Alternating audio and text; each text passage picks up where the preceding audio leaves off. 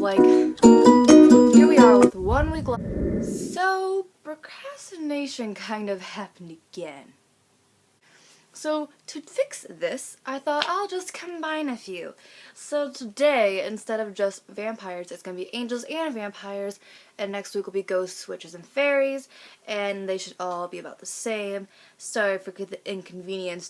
So today's theme video of book recommendations will be vampires and angels. I'm going to first start off with the vampire books. So the first, bit cliche, bit hated, bit overrated, but I love it. It's not like my favorite all-time vampire book in the whole entire world, but it's a guilty pleasure. You say you hate it, but then you read it and you kind of love it. It's a guilty pleasure. It's not even that. It's not like it's awful writing. Like, it's pretty good writing. It has a good plot. It just doesn't have the characters. Like, I feel like if the main characters were switched with, like, two any other main characters, this book series would be, like, respected so much more, but they're just not good characters. Everyone else is great characters. But I'm gonna stop mumbling now and tell you all a book I recommend you to read, which you've probably all read. So, basically, what book you should reread this month. And it is Twilight by Stephanie Myers. But yeah, it's actually really good and I recommend it to anyone. The relationship, maybe not. But the book, yes. I recommend this book. Yes, read this book. The next one has like 50 million books in the series. And this one's pretty old, I want to say. About almost a decade ago, this series first came out. And I can't even tell you which one's on, and I still have 1 or 2 more left in the series to read, and I'll finally be caught up. But I love this take on vampires and intertwining like the Native American culture because of the main character, and just being like, yeah, we get you cliche vampires, we just ain't gonna like listen to you. We're just gonna like push you aside, and we're gonna do our own thing. And this duo that decided to do that is PC Cast and Kristen Cast of the House of Night series, the first one being Marked.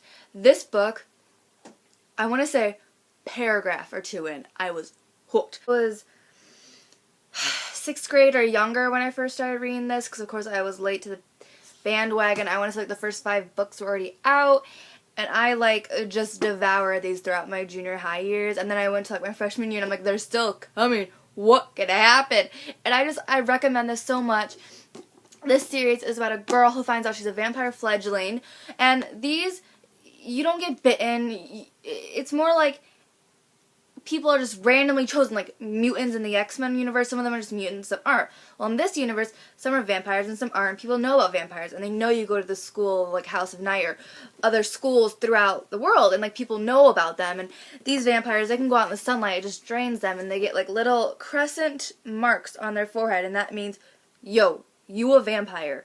And they can eat human food, and they just go to the school, House of Night, and they learn to like control their turning from a fledgling to a full vampire, getting their tattoos, learning about vampire history, and just continuing to be normal. And of course, the main character gets pulled into some drama that's just to get her old friends helping her with, and she finds out she of course has this one power that no one else has.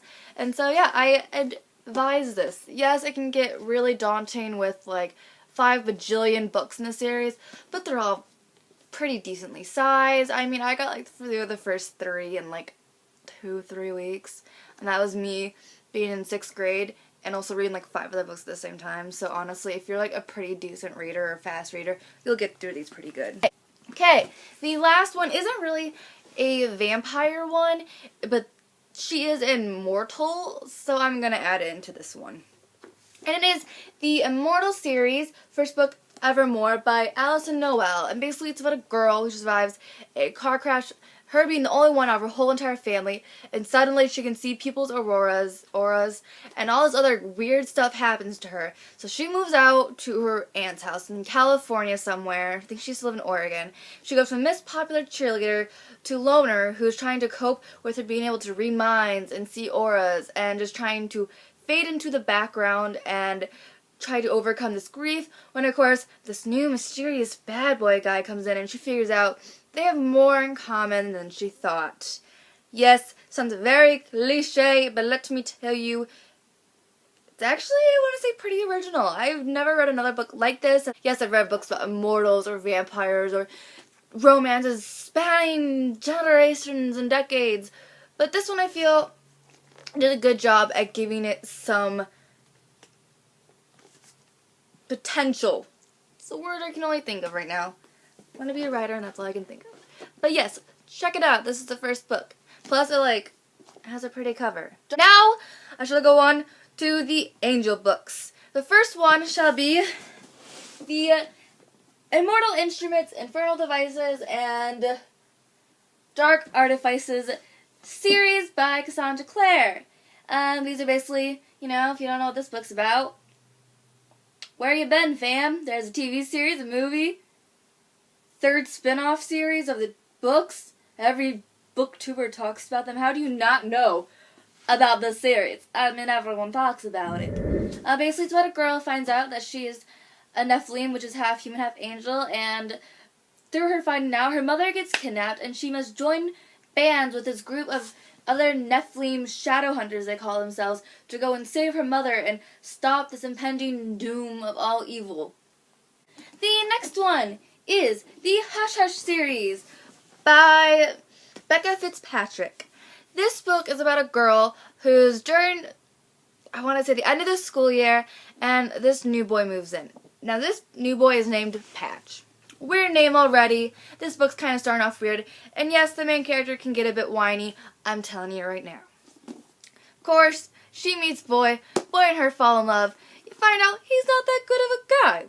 But he is kind of good of a guy. And she meets him, and she kind of keeps trying to, get to know him. And you soon find out that he is an angel, a fallen angel, who's trying to become human. But will the reason why he wants to become human be the reason they can never be together? Probably. But that doesn't stop them, so I advise it. It's very cliche. It's very stereotypical. The main girl can get a bit whiny, but in the second book, I'm like, girl, you get all whiny as you want. Patch is being an idiot. You have all the right to be whiny. And P.S. there's no redemption arc for the antagonist. So, warning you now. The last book on this book recommendation series video is Fallen by Lauren Kate. This first book's really, really good. Everyone I know that reads through it so fast. They love it. It's about a girl who has to go to this military type school because she did something really bad in her recent past, and she must go there because she's causing trouble. Well, there she meets these groups of people, one in particular, Daniel, that she's attracted to and wants to get to know more, and of course that just leads them down a path of destruction and damage and love and betrayal. And yes, I want to say the second and third one can get really hard and really slow, but the first and last ones are so worth the middle books, I promise. Just have to get through them. Plus, the covers, they're really pretty. They're like the dark and twisted version of the Selection series covers, not the story plots, nothing like that. Don't go and thinking it's like the Selection series. It's not like The Bachelor. And yeah, that is it. See you all next week. Like and subscribe if you like this video.